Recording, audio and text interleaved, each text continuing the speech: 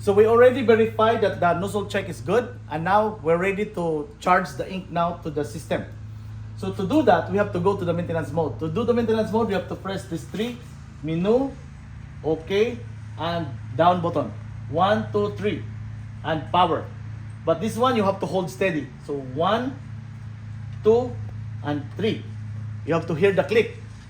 Click, click, click, and steady, and you power it on.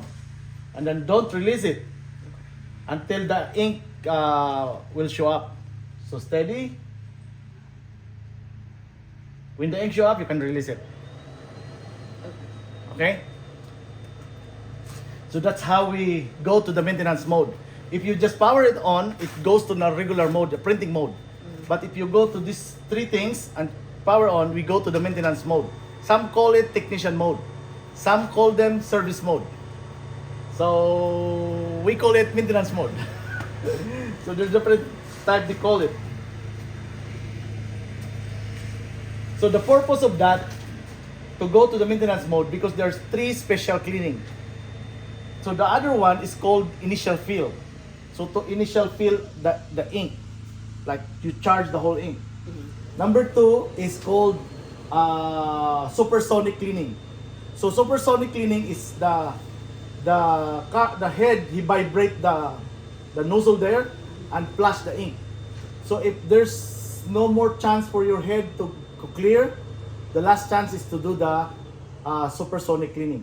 Okay. And the last one is like you clean it like regular cleaning, but like 3 times, 4 times, 5 times.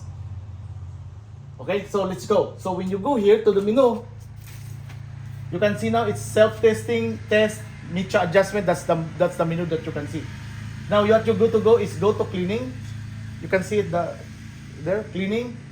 Then you can do standard 1 cleaning, standard 2 cleaning, standard 3 cleaning, and that's initial fill.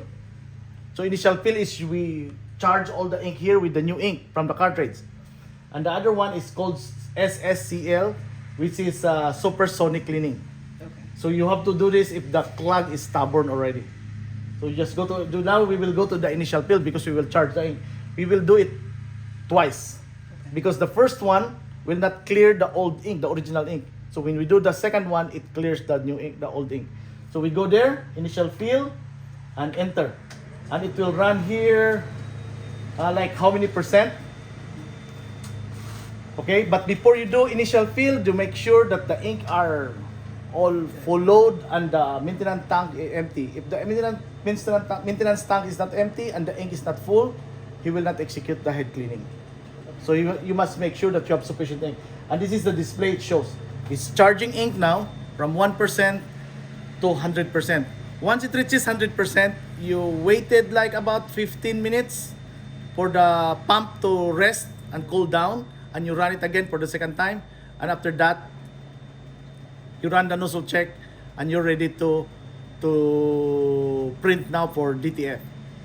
Okay? So we will wait for this. We will do it twice. And that's it. That's the last part. Thank you so much. Have a nice day.